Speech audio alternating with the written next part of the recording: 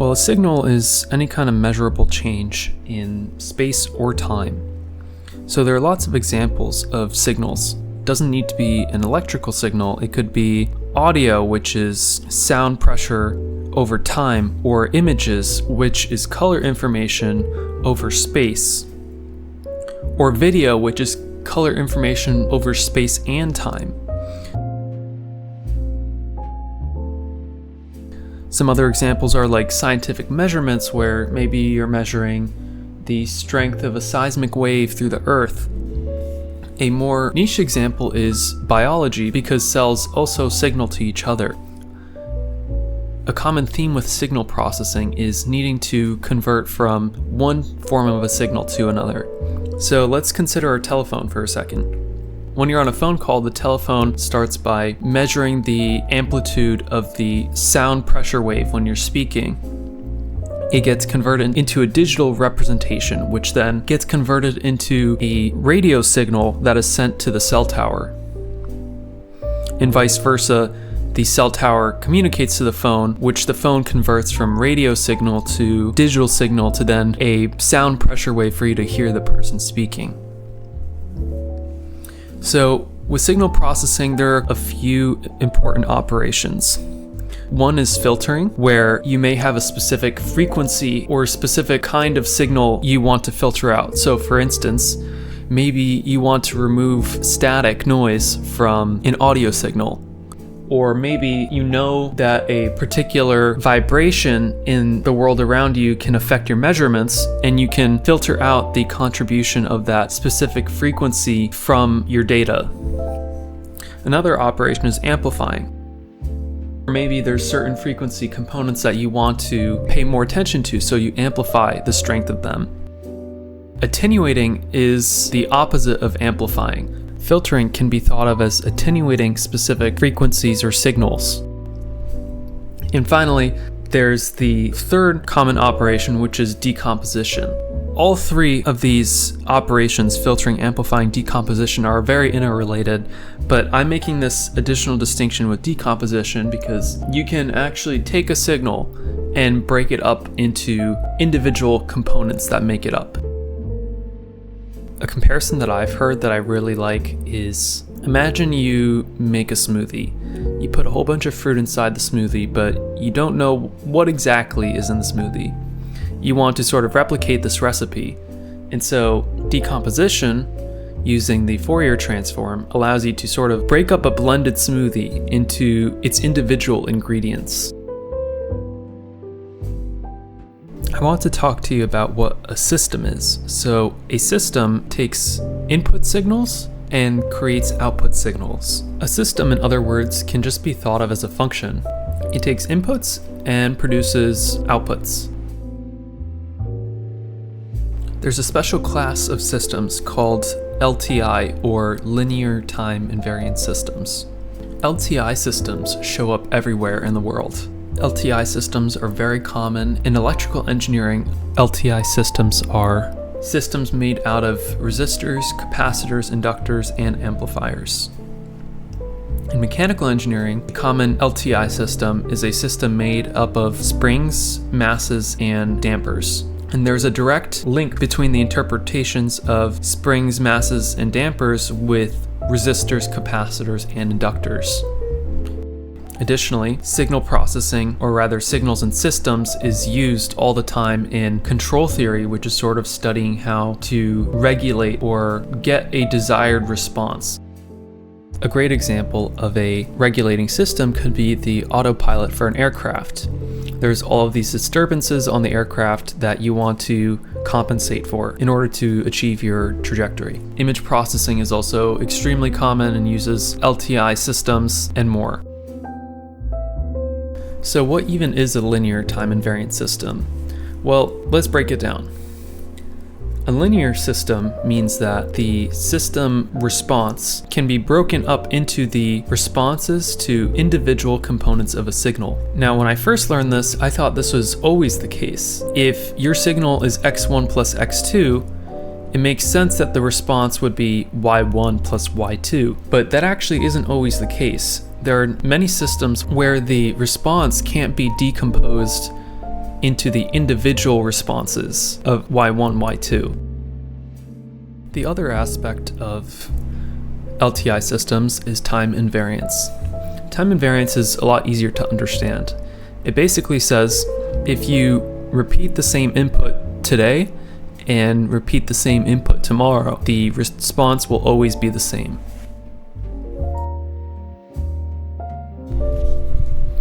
So let's actually get into the basics.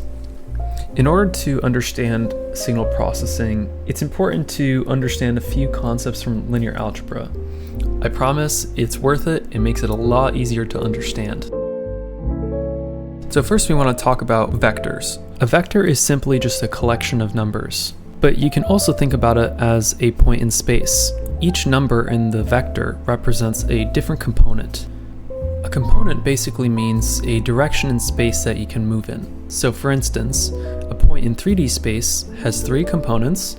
You're able to move along the x direction, the y direction, and the z direction. A vector isn't limited to just 3 dimensions. You can have any number of components. Vectors are visually represented by an arrow starting from the origin and extending out to the point in space.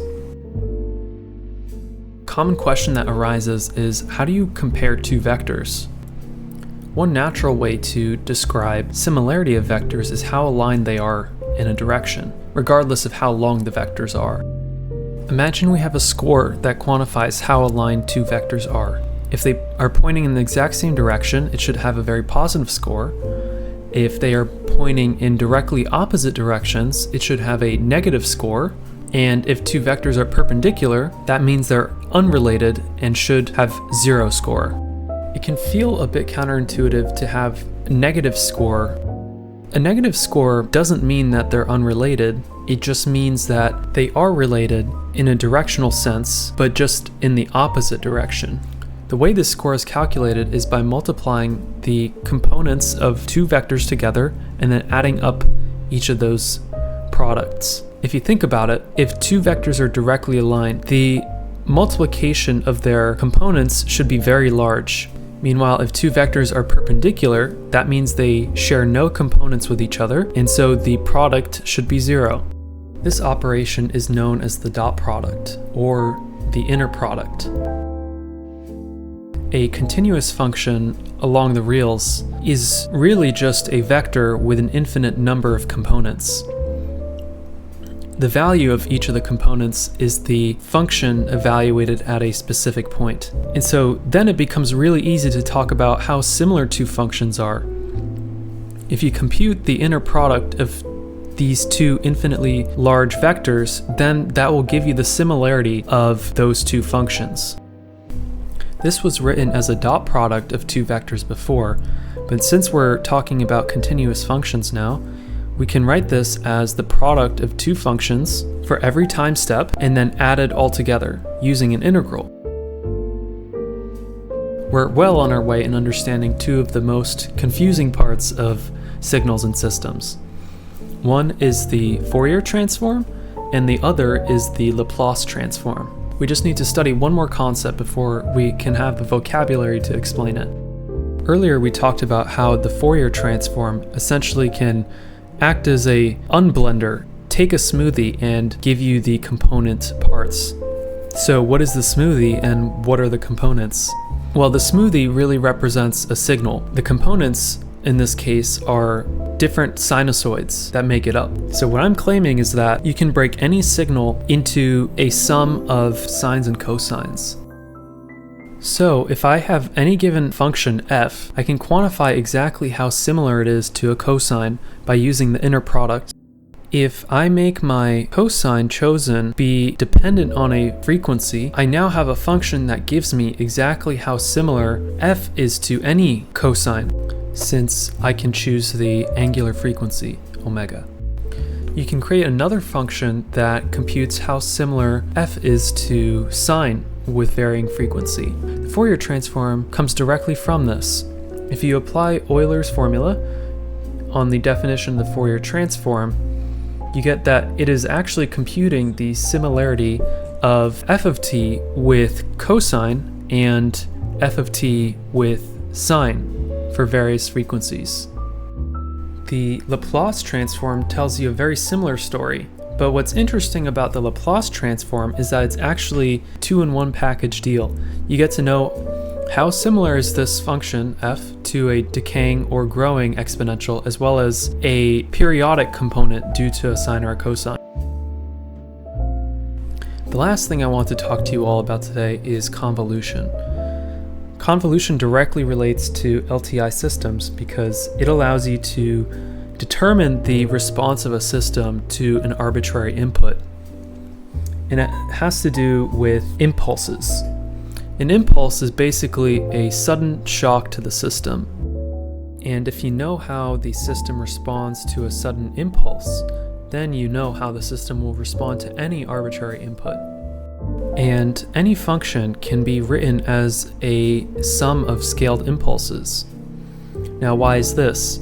Well, this is kind of similar to how an integral can be written as a finite sum of rectangular regions. The height of the rectangle is determined by the function evaluated at that point. And so you can really just think of it as breaking up the function into very small rectangular regions. And because of linearity, the response to a scaled impulse is the same as the response to a normal impulse times the scale factor. And so if you repeatedly apply the response for each of these individual impulses and add it all together, then you know how the system responds to the entire input function. And then you can get some really interesting results.